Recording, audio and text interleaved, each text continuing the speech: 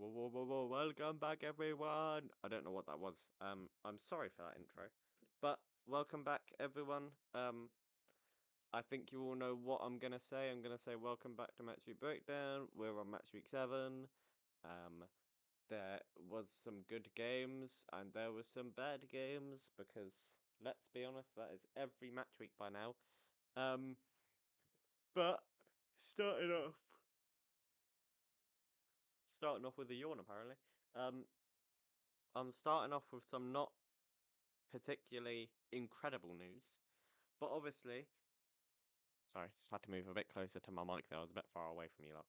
Um, Obviously, now that there's an international break, there won't be an episode next week. Um, yeah, I'm thinking of starting a separate Instagram account from my personal one to one about the podcast, which isn't the worst idea in the world. It might be a good idea just to kind of have some growth. Um, just so you can, just so it's all about that. So I have to keep posting it on my personal Instagram account. So we can grow it on the what I was gonna say the work account then on the other account. Yeah, that works. So I'm still thinking about it. If that does happen, I'll post some like shorter clips from the podcast episodes. But yeah, that I'm still thinking it over a little bit. But yeah. So, that's interesting news that I thought you should all know about. Just so if you are interested and do genuinely like listening to this podcast, go do it. Go follow that. And I'll tell you in the next episode whether it's out or not. And if it's not, then it hasn't happened. Um, I've got 2 weeks, I believe. Oh my word, already. Yawning head start. I've got 2 yawns in 2 minutes. More news is this video will be edited a little bit differently. So the way that I'm going to do it is I've been thinking about how it's very bare at the minute, if you see what I mean. So the video comes out and you can just see the logo, and that is literally the only thing you can see for the whole video. So uh, it's my birthday soon, so happy birthday to me. It's my birthday in 4 days. So everyone say happy birthday. I'm joking. Don't all say happy birthday. Um, I mean, you can if you want. I'm not massively bothered. But yeah. So it's my birthday soon. So I'm gonna get money, which means that I might get a new camera. I know I said that I'd use a camera in like episode. What episode are we even on? 10? Wow. Episode 10. We're on episode 10, I believe. Um, but yeah. So I should be getting money, so I could get a new camera. Um, But yeah, I know I said I would use one ages ago, like in episode 7, episode 7? I can't really remember which one. Never did. Tried to use it, didn't work. Cool. That's all good. It might have just been me being shit. Sorry for the language. But yeah, so once I get a good old camera in, then my face will be involved a bit more.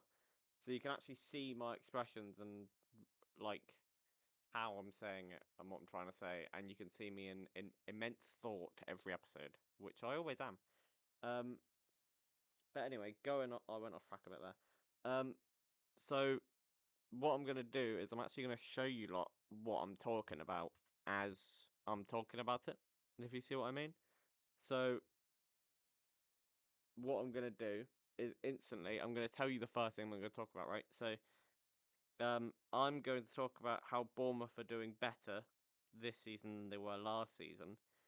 And then so say like I put a certain time frame on it, which I will. I'm gonna say Bournemouth are having a better start to their season this season than they were last season. And since it's only been 7 games, I'm gonna put where they were in 7 games last season up against where they are 7 games after this season. So I'm gonna tell you that like what it actually is.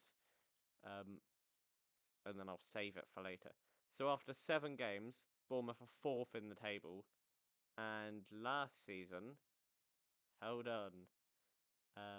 So, where are we? 24-25 season. I need match week 7. Yeah. And after 7 matches last season, they were 13th. So we're kind of doing that thing. You see what I mean? So yeah, I hope you can all get with that. Because that's a fun thing to talk about. But yeah, you kind of get the gist of what I'm gonna talk about and how I'm gonna present it. And I'm gonna start talking about tactics a bit more because I think that is one of my best spots, I guess. One of my best things to talk about is tactics and how they do stuff like that. But we'll get to it when we get there, okay? Just be patient. Be patient. We're getting more and more patient as we go on. Not more and more patient, but more and more advanced. There we go. That's a good word. We're getting more and more advanced as we go on in this podcast, and I hope you can all be very patient with that process. Anyway, I'm going to talk about Bournemouth Fulham as the first game. All games will be presented. I promise. So you know how we do it. I go from the first game on a Saturday or a Friday. Sometimes it can be a Friday now, and then the last game on a Sunday or the only game on a Monday. Because normally, oh, not again, not again, bloody hell. But yeah, normally sometimes there's a game on a Monday. Depending really. I think there was last week, but there wasn't this week. It was just Saturday, Sunday at the minute. But moving on, yeah. So every goal in this game was scored with 20 minutes left on the clock. Um, I'll tell you the goal scorers because that's the most important part. Sometimes, maybe it isn't. Maybe for you it isn't, but for me it is. Oh bloody hell! I've got myself trapped now. I don't care. Give me the matches. Yes. So, Ryan Sessegnon scored in the 70th minute for Fulham, and a lot of fans, even though there's 20 minutes left of the game still, maybe they were thinking that's it. Um, Marco Silva set his team up really well for this game. Actually, I think for a game like Fulham, which seems very um, like what's a very matched game. Bournemouth versus Fulham looked like on paper, realistically. And last season, I think it would have been closer than it has been. Um, Marco Silva obviously set up with a 5 at the back, and then would have pushed Castagne and Sessegnon forward in attacks, and then Calvin Bassey. What Marco Silva liked to do a lot last season was push Calvin Bassey up the field because he has that pace and he can get back quick. It's a bit like a Van der Ven, if you will. Apart from Calvin Bassey is stronger than Van der Ven. But it's the same kind of idea, if you see what I mean with Calvin Bassey and Van der Ven. Van der Ven likes to run with the ball a lot more, yet Calvin Bassey will literally press you, but he knows when to get back when he needs to get back, if you see what I mean. But yeah, he'll push Castagne and Sessegnon forward, which is where they got the goal from, a Sessegnon forward. Um, I'm gonna say this. I don't know how you lot are gonna react because I like Josh King. Obviously, he played as a striker in this game, but I think Raul Jimenez is better suited. What I think Josh King would be good at is where Harry Wilson's playing right now as kind of a cam. See what I mean? But I think Josh King would be very, very good as a cam. He played striker in this game, which I can kind of see from Marco Silva's point of view. But in my opinion, he's a bit too short and a bit too young to be playing as a striker. If you put him back into Harry Wilson's position, I think he would be perfect there. But we'll see. We'll see what he does. I'm pretty sure he has played there in other games. Let me just go back in the match weeks a bit to see if he has played there, because I'm certain that he has. Um, so last game, I think Raul Jimenez played up top, and yeah, they moved Josh King back into a cam. He set up differently for this game, Marco Silva did though, because last week they were playing the same formation as what Bournemouth were playing, which was a 4-2-3-1. But in this game, they started as a 3-4-2-1. which you can oppose and say it as a 5-2-2-1, but no one really likes that. I think does 5-2-2-1 make sense? 5-2-2-1. Yeah, 5-2-2-1. Defending it as a 5-2-2-1 because obviously you have Sessegnon and Castagne who will drop back into defence when they need to. And I think the reason they did that was because Bournemouth know how to attack. You obviously have Semenyo who has scored 6 this season already, which is crazy by the way.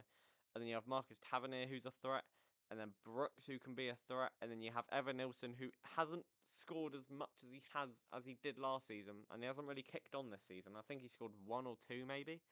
Um, but then you've got Adrian Truffert who will push up the field and he will overlap. Semenyo likes to go inside a lot, so Truffert will kind of come into that gap that he's left, and then because he's quite quick, he'll just kind of run back to fullback when he needs to. You know what I mean? So kind of Calvin Bassey like, but as a fullback. But I think Bournemouth were good. I think Bournemouth were good this game. I think they deserved the win. Fulham tried, even though they're away from home. The Vitality Stadium's it's had its moments where it hasn't been the best. Like when they first got promoted, the Vitality Stadium was a fairly simple stadium to go to. Not simple, but like it didn't make you feel. You know how you go to Anfield and you feel threatened, not threatened, but as in like it makes you feel a bit nervy going there. That is kind of what like playing at Vitality Stadium is now, because the Bournemouth fans have woken up a bit, and they've got Iraola in charge, and they've gone, oh, we could not challenge for the title, but we can be competitive 100% in this league. And they saw that last season. And yes, the performances might have dropped off a bit towards the end of the season, and they didn't get where they wanted to be, which is Europe, realistically. And I think getting Europe for Bournemouth would have brought those bigger players in, and maybe could have stopped someone like Ilya Zabarnyi, or I think Dean Huijsen was always going to leave, to be fair. But maybe Zabarnyi would have stayed, and well, we would have seen what would have happened with Huijsen. But when Real Madrid come in, you don't turn it down. Do you know what I mean? Um, but I think that the defensive line that they have now won't live up to the back line that they had last season, because that was sensational what they had built last season. But it's still good. Do you know what I mean? James Hill as right back. You got Diakate and Senesi, who have worked really well together this season. Senesi has been unreal, and I think he should be captain over. Is it David Brooks? Is that yeah? It's David Brooks. Yeah, David is a really old name, by the way. Um, yeah, I think Senesi should be captain over David Brooks. I think he has that aura around him. Like you respect Senesi when he walks into a room. And obviously, as captain, you'd respect David Brooks, but he just has. That's because he's captain. Do you know what I mean? He's not like instantly bringing in those vibes of you have to respect him. Vibes in if Senesi walks into that room, and I might be wrong. You like don't say that. Don't roast me in the comments for this, but I just feel like Senesi kind of has that edge over David Brooks, and that aura is kind of coming in and being respected as captain, even though you're not captain. So you see what I mean? Um, And yeah, anyway, Adrian Truffert, who was the one that I forgot in that backline. So I'm very sorry there, Adrian. Even though no footballer listens to this, barely anyone listens to this. Let's be honest now. See my views through the roof they have been. Absolutely not. I'm joking. So I'm actually gonna see. We're gonna go on a little field trip of how many subscribers I actually do have, or not subscribers, but views. You know what I mean. Anyway, so oh yeah, we're on episode 10 now, aren't we? Bloody hell, we're on episode 10. My last video got 7 views, bro. That's mental. Do you know what I mean? Like I am genuinely, I do put effort into these videos, and but yeah, hopefully we'll grow. As I spoke about, I might do a page on Instagram just for this, an account. An account is a better word, yeah, not a page because that just makes me seem really old. Um, but yeah, I think what Bournemouth have been really good at this season is kind of building out from the back and being attacking when they need to be. It was like that kickoff against Newcastle a few games ago, where they just kind of flicked up and booted it up the field, and they would all pressure it and just go for it. And that was it's not a bad tactic, but I don't understand the point of booting out from kickoff. And it genuinely annoys me because I know that Declan Rice has done it before. I think United did it in one of their games. City did it against United, I believe. But it's just one of those games that's really annoying because it's just like, lad, you don't need to. And I think it is more putting pressure on them to do something with the ball instead of you do something with the ball. But it's just annoying. Like, really, really. Sorry, went a bit far away there. It is really, really, really annoying. But you just have to kind of live with it now. Uh, anyway, next game. So that was 3-1 Bournemouth, just if you didn't know. Semenyo, and then in between the two goals that he scored. Um, what I was gonna say Thingy there. I couldn't remember his name. Kluivert came in with one in the 84th minute. Anyway, the Spurs Leeds game, or Leeds Spurs, whichever way you want to say it. If you want to say the home team first, then go for it. If you don't, then don't. But Mateus Tell started this game. Thomas Frank started up for this game really weirdly. Actually, it was an odd lineup, and I don't know if that was because of injuries or what, but it was a weird lineup to start this game out with. You have Tell, who hasn't started many games. I don't know if he's even started a game this season. Wilson Odobert, who I do rate quite highly. And then you have Simmons, who's going to be a regular starter. Kudus, who you don't leave out ever, pretty much. Paulinho and Bentancur, which I understand a lot more than a Sara or Bergwijn in midfield. And then Udogi, Van der Ven, Romero, Porro, Vicario, all of those players who you would kind of expect to be there. The Bentancur and Paulinho midfield at first seems like a really weird choice, but when you look at the game and where they are, it makes a lot more sense because it will be physical. Like, you know, a team who have just come up are going to be physical. So when you have players like Bentancur and Paulinho who can be physical back and give it a little bit back, physicality wise, that's good. That's a good team to have. Um, but I think Spurs played really well. I know that Leeds got a goal in between their two, but I think they played really well. Genuinely. Um, Leeds are a team that have excited me a lot more than what I thought they would. Do you know what I mean? I think they've surprised me in terms of what am I trying to say? Without they've surprised me a lot more than I thought they would. Because Daniel Farke nearly got sacked at the end of last season, didn't he? All Championship fans and Leeds fans can back me up there. He did nearly get sacked end of last season, kind of start of this season. Not start of this season, but like end of this season, which would have led into this season type of thing. And Noah Okafor did score in this game, by the way. Um, but I think the way that Leeds have started have really impressed me, and I have said multiple times, home form will be really important for all the promoted sides this season. And when you can't take the opportunity, it just ruins it. Like, completely, completely ruins it. Um, it doesn't. It ruins the kind of vibe that you have in a dressing room afterward if you don't take. If you're newly promoted and you're coming up against a Spurs side that, let's not beat around the bush, are going to compete this season, and I can feel it. I can feel them having their grip a bit tighter on the league because they brought in a world class manager, and they do have those players to now back it up. Um, and that like the squad depth from last season hasn't gotten any bigger really. If you look at it realistically, it hasn't gotten any bigger, but it's gotten better. Like Thomas Frank seemed to have come in and just changed the culture of the club completely and made their squad depth better than what it was last season. And last season you could maybe argue injuries and all that blah blah blah, but like when it comes down to it, their squad depth looks a lot tidier than what it used to be for I don't know what reason. I don't know what Thomas Frank's done. Um, he's made the team as a whole better, but as a culture, that is so much more important than making the players around, like in the team, better. You need to have a good culture, and then you can start focusing on the players more. And you can focus on the players all you want once you've made that culture yours, and a positive one at that is more important than making it your own. Do you see what I mean? So I think Thomas Frank has done a really good job at improving both of those things in terms of player quality and culture at the club. It seems a lot more positive. The fans seem a lot more positive, and I've seen as many Spurs fans this year than I have in the past 5 years as a whole.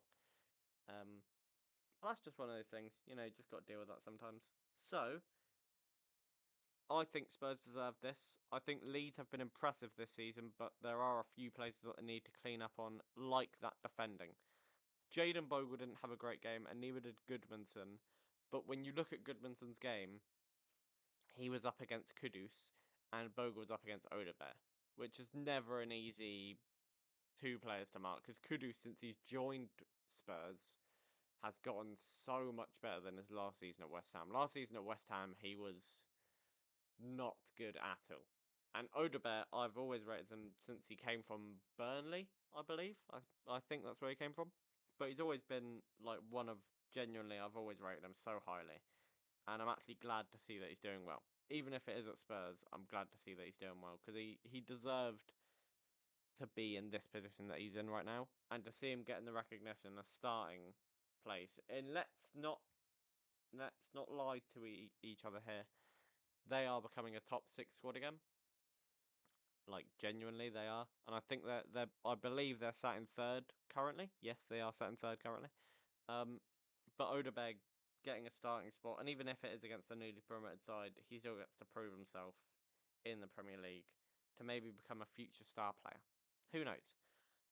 But there were a few gaps in Spurs' play, maybe that could have, like Vicario. Even though I do rate Vicario, he's become a not unreliable, but a goalkeeper that you get a bit nervous when he's on the ball. Like I'm pretty sure it was his mistake that actually led to the goal in the end. Which isn't like it's not the worst thing in the world. But when you have a goalkeeper that can punch well and that can kick well, you're kind of in safe hands because they do well under pressure as well, which is really important for a goalkeeper going into a game against a newly promoted side. Because like I've already said, these teams will push you high and they will press you as hard as they can. But when you have a goalkeeper that knows what they're doing, man, it's helpful. It's very, very helpful. Um, so yeah, I don't like it's not a worrying thing, but it isn't what you want. Do you know what I mean?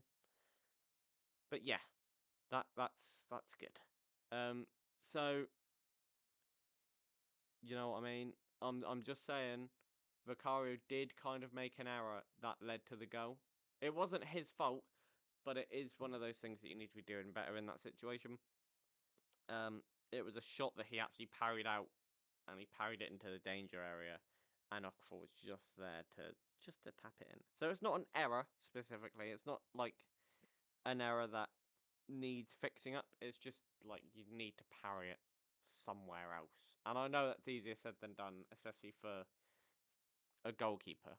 But you just need to do a little bit better in that situation. Just look at your surroundings, think what could I do better, and that will change. And it's a very easy switch from parrying it and then just trying to keep hold of it. Do you know what I mean?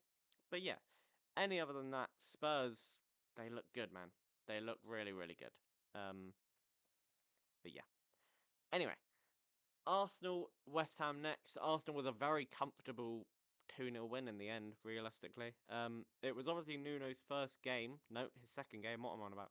It was Nuno's second game as West Ham manager, and they looked a little bit samey than what they were under Graham Potter. Obviously, I know it won't be an instant change. It won't be an overnight thing. Um, I think if it was Graham Potter in charge, I genuinely think this could have been 4 or 5-0. And if we could have finished our chances a bit better, 4 or 5-0, easy. Um, but yeah, when you look at this game as a whole, it was a very comfortable one for Arsenal. Um, and as people know, I'm an Arsenal fan, but I do try and keep it as neutral as I can. I promise I do, because I don't want anyone like going, "Oh, well, you're not being very fair about this team." It's just like, shut up, mate. I'm trying to be neutral. That's what the podcast is about. I'm trying to create a safe space for everybody who is a football fan to come and talk about their opinions. Do you know what I mean? Um, I'll tell you who I think had a very good game this game, though. Mavropanos. Mavropanos had a fairly decent game, and I think Jared Bowen in places had a good game as well. But Mavropanos, he was a good player this game. I don't know what it was about him, but he just played well. Um, which is good to see, because Mavropanos wasn't ever a terrible defender. But when he was at Arsenal, he just didn't start. But he's got that meathead, and he's got a bit of height about him, which is always good for a player. Um, obviously, there is bad news within the good news. The good news is Arsenal went top of the table. And we'll speak more about why winning this game was so crucial. Um, when I get to the Liverpool game, which I don't know when that actually was. When was the Liverpool game? Was that on the? Oh no, the Bournemouth game was a Friday. What am I on about? So the Liverpool game is not next game, but the game after. So we're going to talk about the Man United game, and then we're going to talk about the one after. Anyway, um, yeah, Mavropanos had a really, really good game. He was on Victor Gyökeres a lot. I think there should have been a foul just outside the box, I believe, where like Gyökeres just get muscled down, and it should have been a free kick realistically. Um, yeah, I think Mavropanos had a very solid game against Victor Gyökeres, who, if I'm being honest, Victor Gyökeres he's getting a lot of hate, and I'm not totally on board with it. The scoring goals part is like, yeah, but every player doesn't have that goal scoring ability. He does, obviously. I'm not saying that Gyökeres does, but maybe it's taken him a bit of time to adapt to give him that goal scoring ability again. He's in a totally new league, and it's a totally different setting out there than what it is in the Portuguese league. It's a totally different pace. It's a totally different type of physicality. It's a totally different aura when you step onto a Premier League pitch against when you step out onto a Portuguese league pitch. So that might be why. That might be one of the reasons. But I think it's one of those things that comes with evolution, and I think he'll deal with it perfectly fine once he's actually used to it a bit more now. When he's played at Anfield already and St James's Park, which will give him a lot more confidence, because there's not really a league or a stadium right now in the league who gives off that St James's Park, Anfield type of noise where you feel intimidated to go out onto the pitch. Um, because the Etihad definitely doesn't do that, and Old Trafford also doesn't do that. And also, he's played at Old Trafford already. So do you know what I mean? He's played at kind of.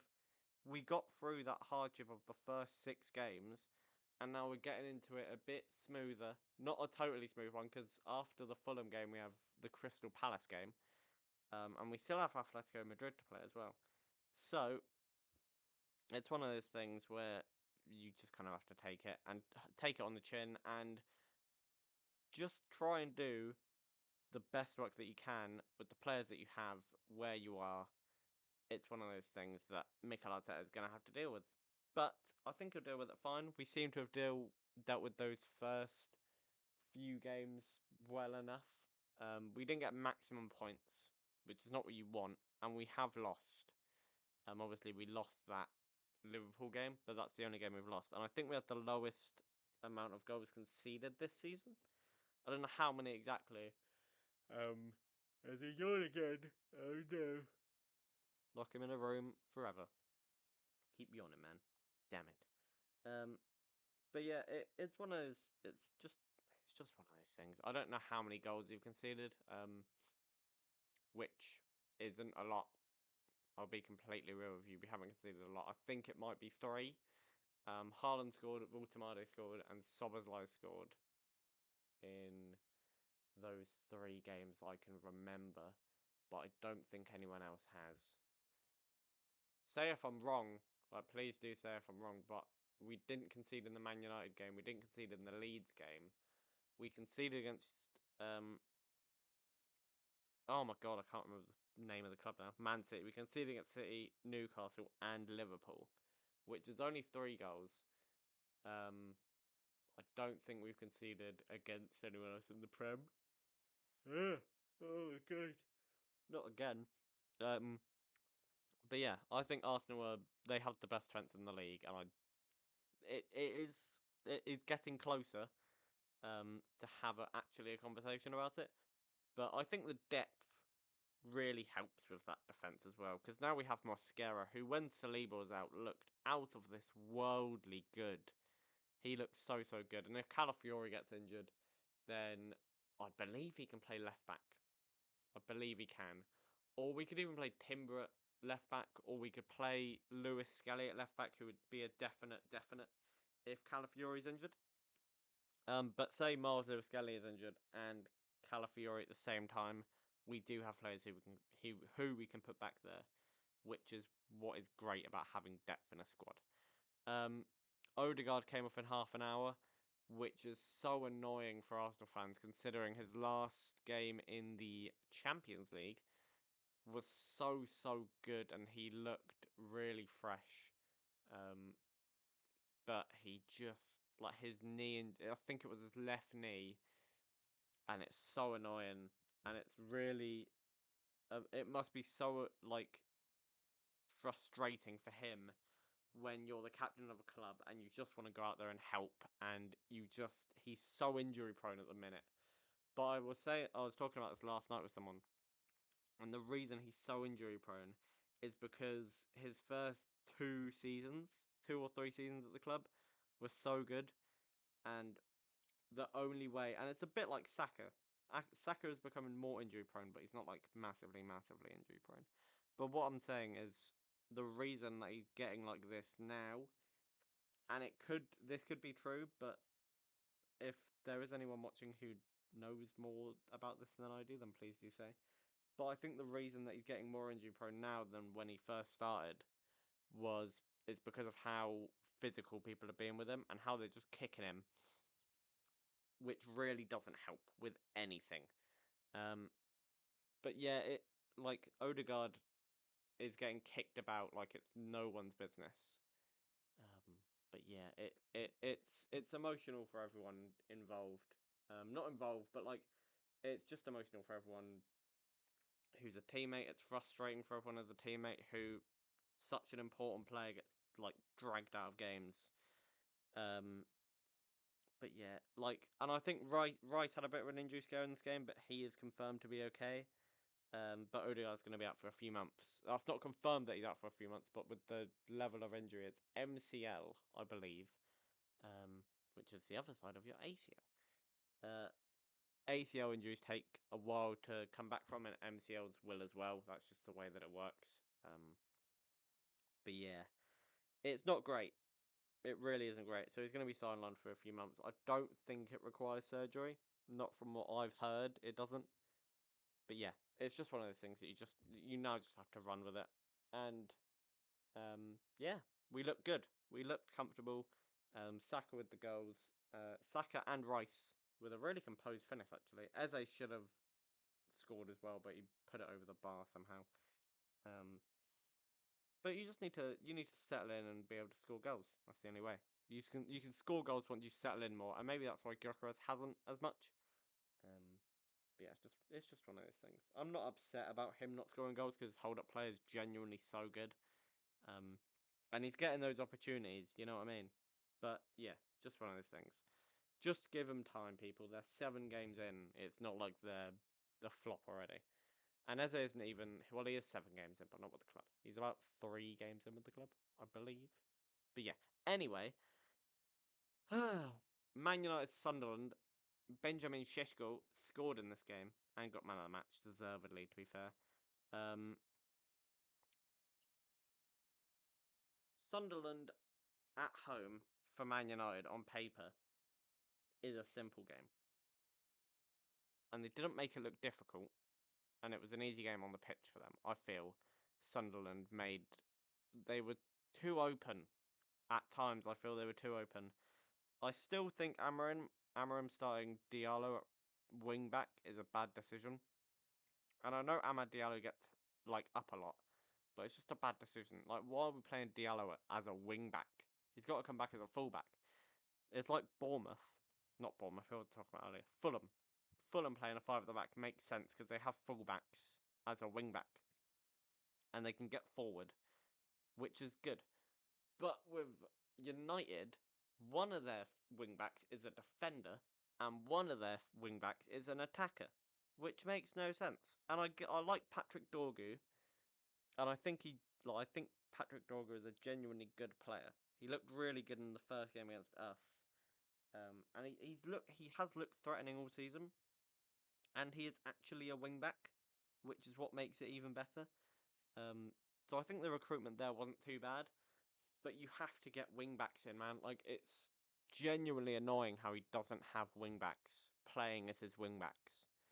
And maybe even someone like Ryan Sessegnon or Timothy Castagne, who can play as a wing back. Bring them in and put them as a wing back, please. And Bruno Fernandes playing as a 6, I do not understand. Put Mason Mount as a 6 and put Bruno Fernandes as your other number 10.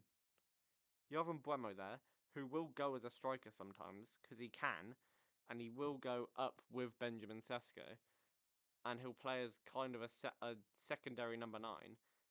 But put Fernandes as your number 10. Playing as a 6 won't work. Playing Mount as a 6 will work better. Like, neither of them will have the work rate to be a number 6. Or even put, like, Ugarte there. Put Ugarte there. You know what? Put Xerxes as your number 10. Put anyone else. Like, I'm talking about a number 6, and I know I just said put Joshua Xerxes as your number 10, which isn't a bad option. But, like, just give your players a rest. Please give them a rest. Cunha, I don't know if he was a bit injury. If he had an injury at like from last game, I'm not really sure what happened or why he was on the bench. But please put people where they're meant to be. Bruno Fernandes is not a player to play as a number 10. It just doesn't work like that, and it does it does honestly get on my nerves.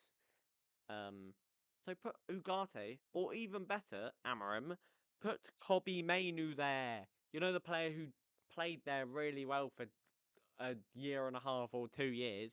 Put him back in the team. That's literally why he's there. You hate him for no reason whatsoever. He's a good player. He's a really good player. But they just can't be asked to put him in, which pisses me off genuinely. The new lad Diego Leone didn't get on. Aiden Heaven didn't get on the pitch. Patrick Dorgu did, but in the 64th minute. And Harry Maguire made it onto the pitch.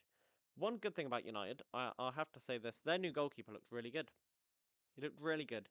Lamens. I don't know if that's how you say it, like fluently, or Lamens, or something like that. But he did look really good. He looked very, very, very good. He was plucking balls out the air. He can kick. He can make a save when you need him to. It's one of those things, and I think he looked really, really good, which is a good sign for United fans. Having a good goalkeeper. Whilst Onana is doing well at Trabzonspor, and Altay Bayindir is doing a good job at warming the bench. So well done to them both. Lamens looks really, really positive. So yeah, good recruitment there from United side. De Ligt has been really good this season. I think he's been not one of the best defenders. I think he's been the best defender.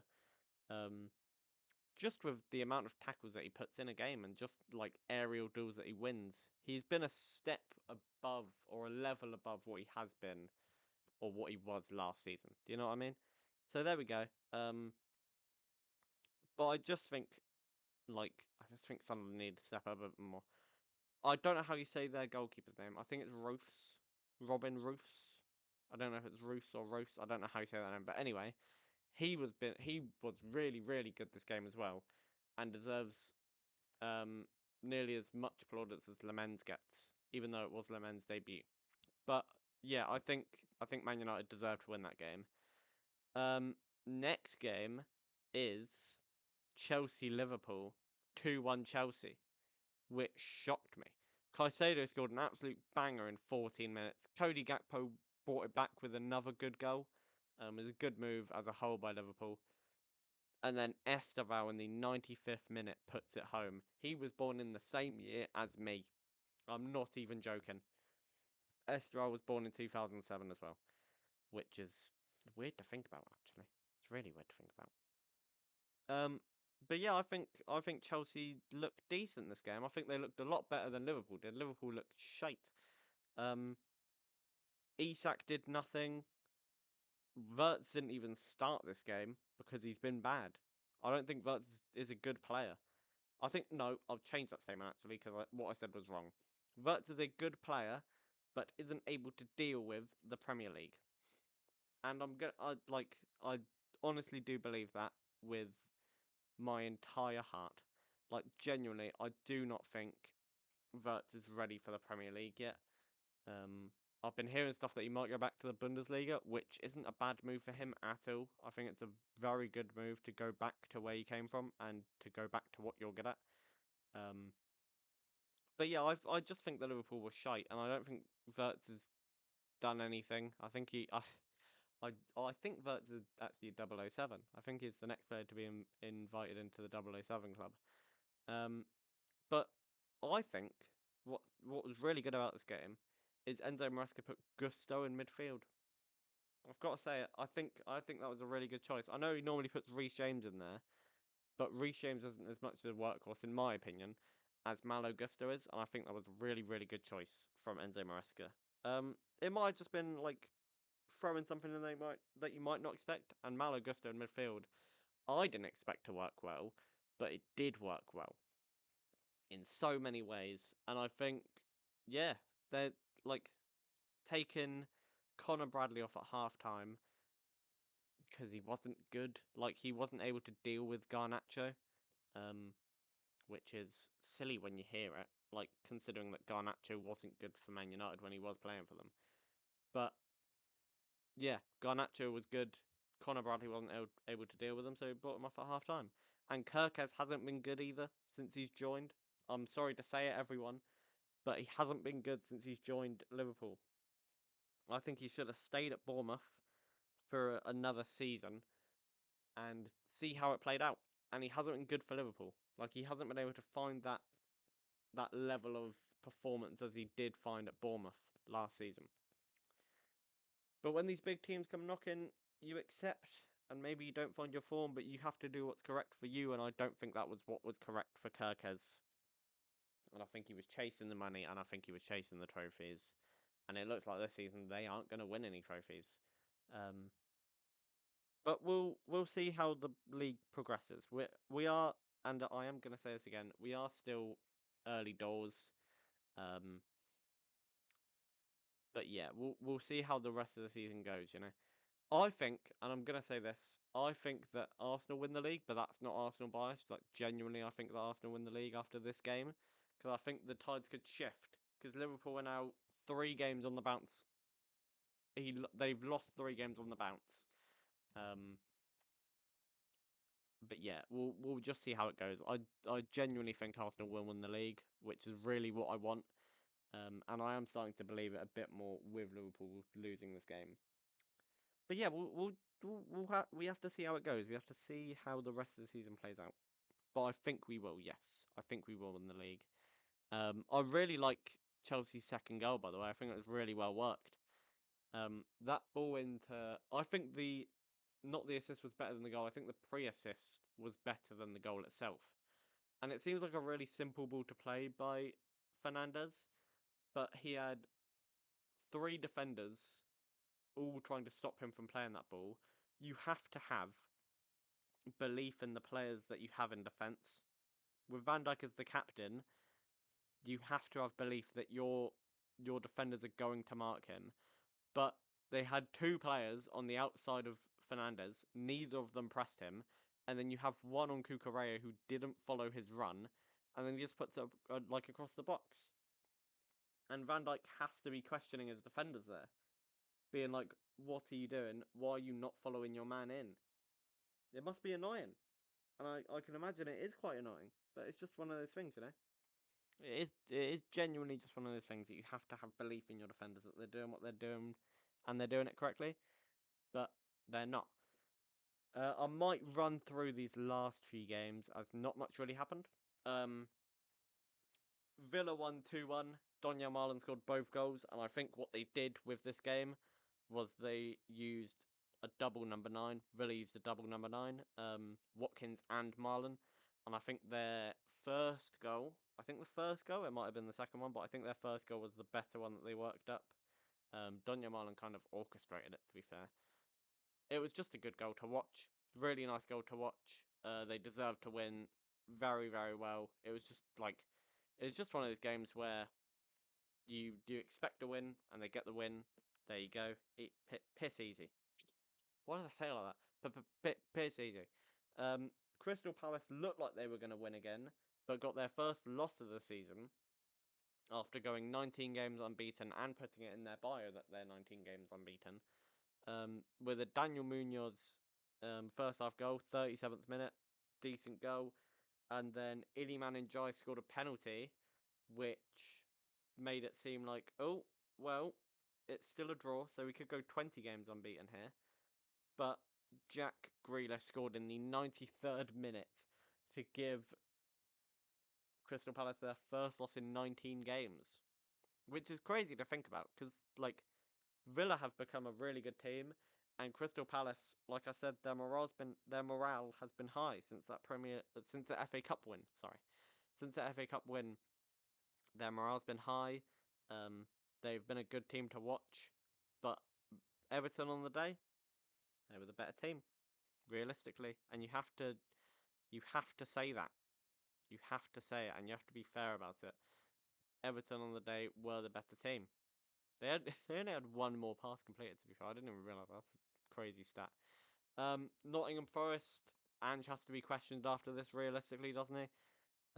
7 games on the bounce without a win. They've drawn 2 and they've lost 5. Bruno Guimaraes scoring and Nick Voltemade score. It's a lovely penalty, wasn't it? Just literally top bins. Um, but yeah, it I can't see anything at Nottingham Forest changing. I saw Ange's press conference after the game, and it just doesn't seem like anything's changing. Um, and he was like, "Yeah, your parents might have had low points in their life, but they didn't give up." And I'm just like, "Bro, that is not the same. That is a terrible analogy. Parent and a football club." Um, but I just like the way that Nottingham Forest played last season to now is completely different. Last season, they were really good and they were really comfortable defensively, and they could break out in that counter attack. And that's what was really like not fascinating, but exciting to watch about him last season. And maybe Anthony Elanga slowed down that counter attack with him obviously being gone to Newcastle this season. Um, but they still have Hudson Odoi who can still run, and Dan Ndoye who was a replacement for Elanga and started off really well, but hasn't really gotten any better. Um, I'll tell you a man who has gotten better this season. Nick Voltemade has really shown up for Isak. Like, really, really shown up in the absence of Isak, which is what has been really good about their recruitment. Like, Newcastle's recruitment has been really good. But they, like, Nuno, Nuno's tactics was counter attack, and Ange's tactics was we're going to press as high up as the pitch as we can, which is not how we played at all last season, and we're going to see what we can do, and that is absolutely nothing. I think it would be a shock to even see Nottingham Forest like compete. Like genuinely, that's how bad they've been. It would be a shock to even see them compete well in games now. That is the level that Ange has brought them down to. Like, it's so bad. But if he wants to keep playing like an absolute weirdo, then go for it, mate. No one's gonna stop you. But yeah, I think that Nottingham Forest have been really, really poor since Ange has come in. I really enjoyed watching them last season, but now, no. Not as much. I can't really say much about this next game as I don't really watch it. I'll be honest. Bart Verbruggen scored an own goal. I haven't actually seen it. Let me watch it now. Actually, I'm gonna watch it now if I can. Own goal by Bart Verbruggen. So the cross gets brought in. Free kick. Um, shot. Oh, that's not. Uh, that's not great. He ends up with his balls on the post, but that's not. It's not a bad own goal to concede. He does save it onto the crossbar. It does just bounce off him. Um, yeah, it's not the worst. That is the first time that I've seen that goal, actually. And then the next goal was scored by Jean Paul. Oh my god, I can't say names. Jean Paul Van Heck. There we go. Who, if you remember me talking about it, scored an own goal around the 86th minute last season, or not last season. one of their previous games against Spurs this season, so he kind of redeemed himself a bit there, which is always fun. But yeah, I don't really have much to say about that game. And then Man City beating Brentford 1-0. What can I say? There was Haaland. He scored 9. Haaland is on 9 goals this season. That's crazy. Um, I'm gonna do a new thing starting from next week. Not next week. Next match week, where I do a team of the week, and 10 games in, when we reach 10 game, when it reaches, oh my god, when it reaches 10 games this season, I'm gonna do a current Premier League 11, like team of the season type of thing. And when it gets to game week 38 or match week 38, I will do a Premier League team of the season. Um, but yeah, I believe, and I genuinely do believe this. I think I think that we will win the league. I think my top four predictions right now are us, Liverpool, Man City, and Spurs. I think that will be the top four for this season. I have no shame in putting Spurs in there. I have no shame in putting anyone in there. But yeah, I think we'll get first, and then obviously I don't know who will come second actually. I think Man City. If Liverpool keep going how they're going, I think Man City, and then Liverpool, then Spurs, or it could be Spurs and then Liverpool. But it'll be a massive drop off if Liverpool do come third or fourth this season. Like genuinely, generational fall off. But that's it. That is it for now. So I hope you all try and enjoy your international break. I know I probably won't. Do you know what I mean? I definitely won't enjoy my international break. But that's just the way that it goes. International break's a bitch. Deal with it. You have to. You got to deal with it now. Um, but yes, I hope you all do genuinely enjoy it. Uh, England will. I don't know who England actually play. I know they play Wales. I don't know the other team that they play. They play Wales on. What day is it today? Tuesday. They play them in 2 days. They play them on Thursday. So I hope you all watch that because it is England. My birthday's on Saturday. Again, I will reiterate. Say happy birthday, please. No, that was really weird. I'm sorry. I pretty much just gulped my mic up there. That was weird. No, don't. I don't really care if you do. Thanks if you do, I guess. Yee. Thanks, guys. But yeah, all enjoy the international break. All enjoy when the Premier League comes back. Again, episode Tuesday, Wednesday. I don't know, one of the days. But yeah. So have a good day, please. Have a good rest of your day. Okay? Goodbye. Have a good one. Goodbye. I said goodbye. You can go now. I said goodbye.